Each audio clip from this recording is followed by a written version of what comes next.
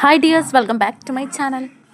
നിങ്ങൾ വിചാരിക്കുമോ ഇതെന്താ പച്ചക്കറി കടയൊന്ന്? യെസ് ഗൈസ്, ഇത് പച്ചക്കറി കടയാണ്. ഞാൻ ഇന്ന് പച്ചക്കറി വാങ്ങാനായിട്ട് പുറത്തോട്ട് പോയേ.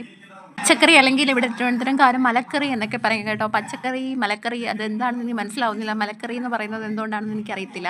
അപ്പോൾ ഞാനെന്നും പച്ചക്കറി വാങ്ങുന്നത് ഇവിടെ വിത്തിര അടുത്തുള്ള ഒരു കടയിൽ നിന്നാണ് കേട്ടോ.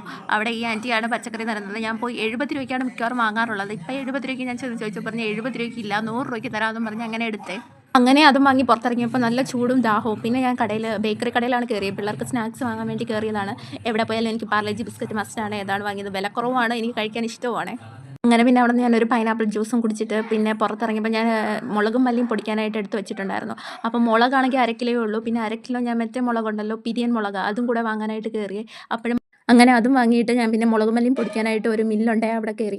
മില്ലിൽ കയറിയപ്പോൾ അവിടെ മില്ലിൽ ആട്ടിയ വെളിച്ചെണ്ണയാണെന്ന് തോന്നുന്നു. ഇങ്ങനെ കുപ്പി നിറച്ച് 1/2 കിലോ 1 കിലോ അതൊക്കെ ഉണ്ടല്ലോ, അങ്ങനെ വെച്ചേക്കുന്നു. പിന്നെ തേനിരിക്കുന്നു അവിടെ, പിന്നെ തേങ്ങയൊക്കെ ഇരിക്കുന്നുണ്ട്. അങ്ങനെ ഗൈസ് വീട്ടിൽ വന്നപ്പോൾ എനിക്ക് വിശക്കാൻ തുടങ്ങി. ഞാൻ ആകെ ചോറ് മാത്രം വെച്ചിട്ടുണ്ടായിരുന്നു. രാവിലെ ഇഡ്ഡലി സാമ്പാറായിട്ടുണ്ട്, സാമ്പാറും ഉണ്ടായിരുന്നേ.